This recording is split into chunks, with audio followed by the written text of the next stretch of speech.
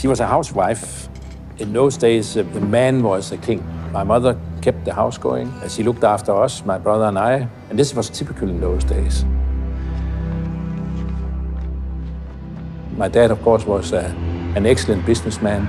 He started with export just after the war and went to the United States, and they understood the design and the modern creations of Hans J. Wegner. They placed themselves in the very high end of the market, and it became a very big success.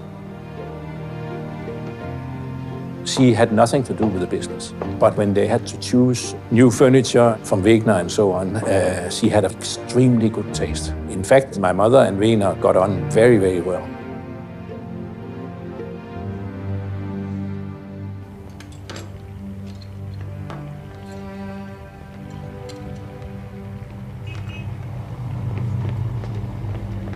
My dad died, unfortunately, very young, in 1962.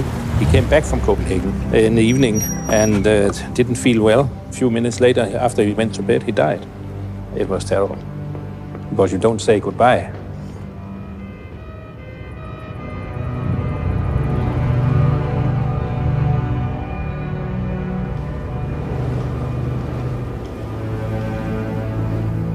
When he died, of course, it all fell apart. Of course, there came a lot of my dad's friends to pay their respect, but there were also a lot of creditors coming to get their money, and there was a whole line standing there. I think very few of them thought that we had the ability to continue. And she was then faced with the choice of either selling the company or continuing.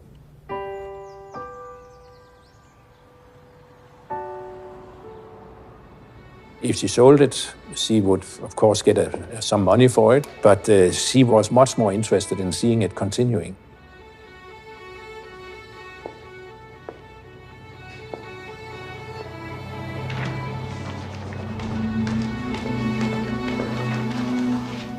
Luckily, my dad had a very well-organized life insurance. That was enough to pay the creditors. She was a woman that knew exactly what she wanted.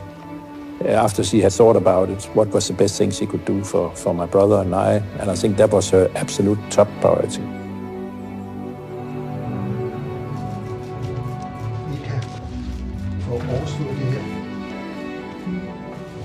She decided to continue, which was highly unusual.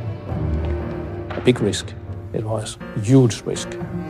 And incredible, she could pull herself together and make all that decisions just a few days after he died.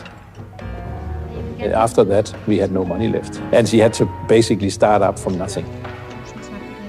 Well, her female friends, they didn't like it. So they left her, basically. A woman didn't do that. I mean, who do you think you are?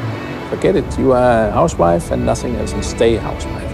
But she couldn't care less.